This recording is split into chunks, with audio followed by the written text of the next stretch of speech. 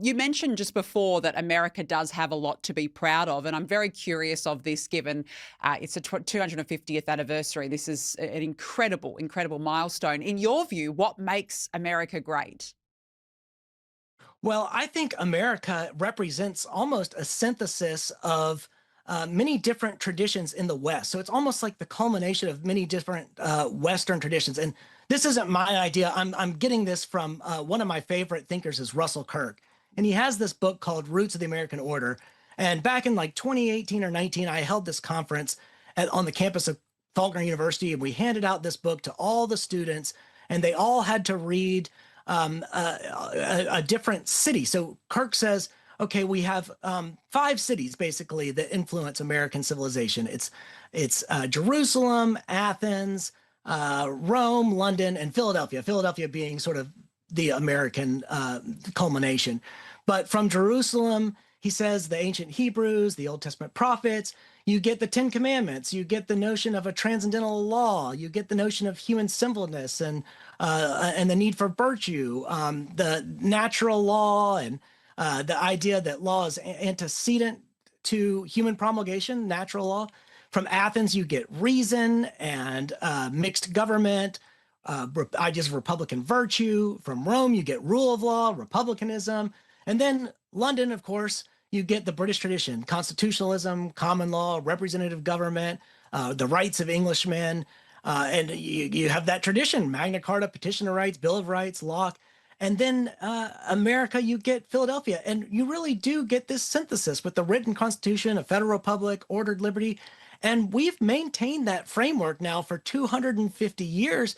And that's, that's something to really be proud of. And I truly believe that we have taken a lot of what was the best in the Western tradition and enacted it here in the United States. And of course, a lot of that's fragile. And we're at risk of losing some of it. But because we have had 250 years of workable government under these principles, we've got momentum on our side. And that's so important, especially in this ever-changing world, the geopolitical, threats that we live in. That the fact that America has been able to uphold that framework and it's still holding steady in 2026, I think it's much to be admired. And I think America really is an incredible country. There's so much to be proud of, and so much to be proud of the next generation coming through. I think you're absolutely spot on. Alan, I was having a look at the celebrations across the weekend, and I've got to say America knows how to put on the fireworks. I mean, it was just incredible to see, and I loved seeing the Capitol lit up. I just thought it was absolutely gorgeous. I want to ask you, because it's an interesting time for America as well. Obviously, there's the backdrop of the war in Iran. There's a cost of living crisis, as there is across the world. Was it a divided, is it still a divided America, even though such a celebration brings people together? Sure, I think it's a divided America. In fact, I think the red state, blue state divide has become even more bifurcated in the last, I don't know, say decade. And it's not something that I see easing up anytime soon. But I also see a lot more pride. It's different because in my view, I feel as if the left has begun to sort of despise America's traditions and despise America's culture, and to treat it as just a long train of abuses. Let's just, I'm borrowing words from the Declaration here, but they really dislike America, and a lot of them even, in fact, hate America, and so they're not going to be expected to celebrate America, and that's disappointing because the very governing institutions and traditions that we have are what allow them to freely express themselves in that way, in that public way, and they enjoy all these freedoms to hate America, and it's because these freedoms exist, and I believe they take them for granted.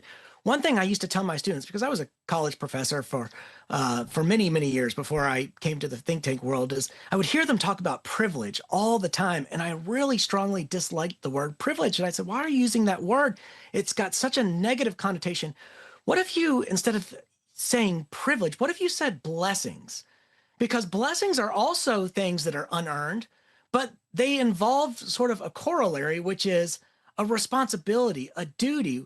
To whom much is given, much is required. So blessings suggest, yes, you have something, you have an inheritance that you didn't earn. You were born into this country, and you should not take it for granted. You should try to make sure that everybody gets to enjoy those uh, privileges and rights and all the rest. These are blessings. This isn't privilege in the negative sense. This is privilege in the positive sense. These are things that we want to see other people get to enjoy, not things that we should just bash. No, I totally agree. And we just saw some of those wonderful celebrations on the screen as you were talking, Alan. And it got me thinking because you did say, and I totally agree with you, that there are many on the left who hate America. And I think that that is the case actually across the world. I think we find ourselves in a reality where there are some whose views are so extreme that they hate the West in general, which is such a shame because I actually think the West is the best. And we are very privileged to live in Western nations. So, with that in mind, what does it mean to be an American in 2026? Well, I think being American in 2026, I could answer this in different ways. I could say what it is, and I could say what it ought to be. And I think what it is a moment of conflict. It's a moment of tension. But what it ought to be, and what I think it can be, is a return to two foundational principles from the Declaration. One is equality, which is the notion that we all have these God given rights, and the other is popular sovereignty. I know a lot of people, even on the right, who decry populism and say, well, populism's bad. But I like to say, well, you know what? There's actually a very principled reason for populism in the American experiment, and it's that we have consent of the governed. This notion that government gets its power from the people. I mean, if you look at historically where sovereignty, the notion of sovereignty is a philosophical concept. I mean, before the United States, where we have we the people, first three words of our Constitution, which is meant to say sovereignty resides with the people. It's a very, I guess, contractarian idea. It comes out of the social contract theories of Locke and Hobbes and all the others that are doing social contract theory. But before that, you've got Blackstone writing in England about absolute sovereignty resides totally in Parliament, and then before sovereignty resides in Parliament, it resides in the monarch. So it's a very different thing to say that sovereignty resides with the people in the United States, and that's a key thing, that governments derive their just powers from the consent of the governed. It really is the people who control the government and not vice versa. And we're, if anything, at risk of losing that through our division. I think that what we ought to be in 2026 is a people who remember who we are. My grandmother had Alzheimer's at the end of her life. It was terrible. She didn't recognize people. She couldn't remember pieces of her life.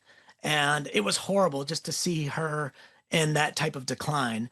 And I think countries can go through that as well. And the last thing I would want to see is America suffer from some version of political, cultural, historical Alzheimer's. It would be terrible. So what we ought to be doing in 2026 is remembering who we are, remembering, where our government derives its powers and what authority we have as the people to represent and to control our government and to exercise popular sovereignty. I think that's so well put. You're right. It is. What does it mean to be an American?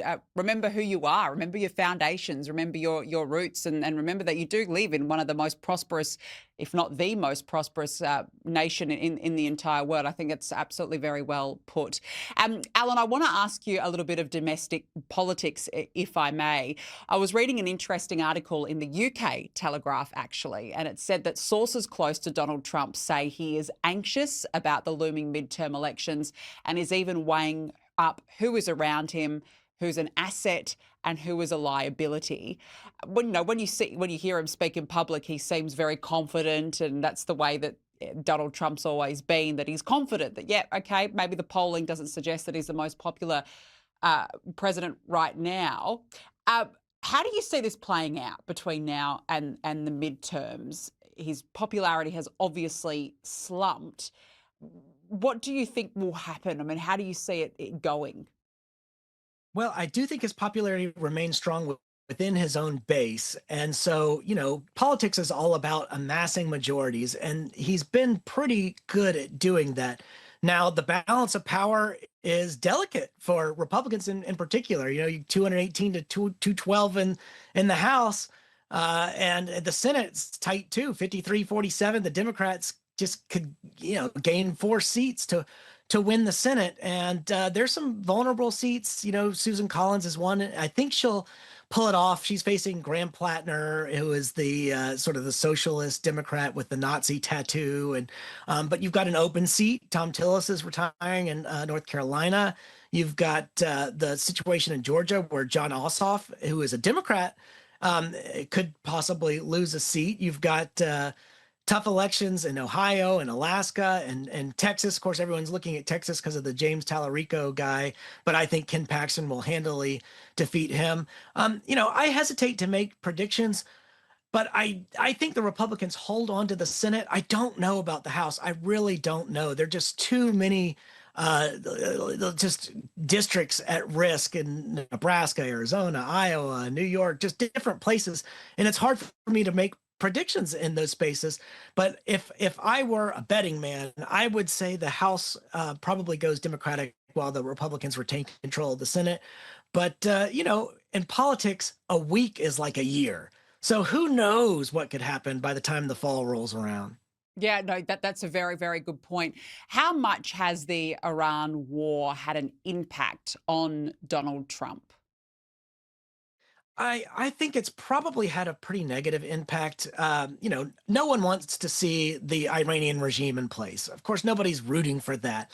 On the other hand, I think Americans had grown skeptical about sort of foreign policy adventurism, and they'd had a bad taste in their mouth after Iraq and Afghanistan and other conflicts abroad, even Russia, Ukraine. And so, I also think gas prices were a big one. I mean, gas prices jumped a ton for months and months and months. They're coming down now that the Strait of Hormuz is open. But when people feel inflation, which we had headline inflation increase, and that's energy and food costs that are pulled into headline inflation. So that's what people feel. Even if core inflation remains below 3%, what consumers are feeling is that 4.2%. They're feeling the energy and the gas prices.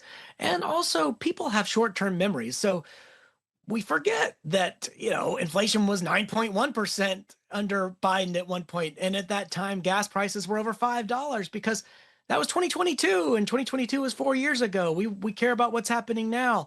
But I think that it's a combination of things. I think it's a combination of just sort of disenchantment with foreign interventionism and high prices at the pump.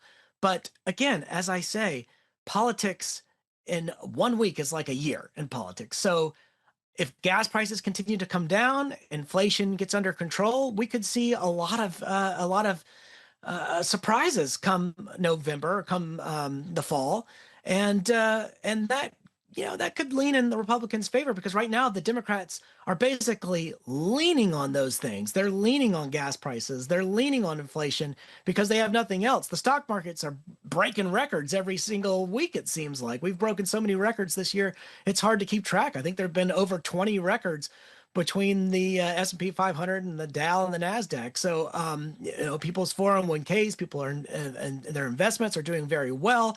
I guess the issue for a lot of voters is that many of them aren't the type of people who are able to invest because they're paying their mortgage, they're paying car payments, and they don't have that extra income to invest. And so those are the people that Republicans need to reach. Yeah, absolutely. You're right, though. The Democrats, they'll cling on to anything, and that's all that they've got at this point. But look, a long time between now and November, so anything is certainly possible. Alan Mendenhall, wonderful to have you on the show. Thank you so much for your insights. I really enjoyed it. Thank you very much. Thank you very much.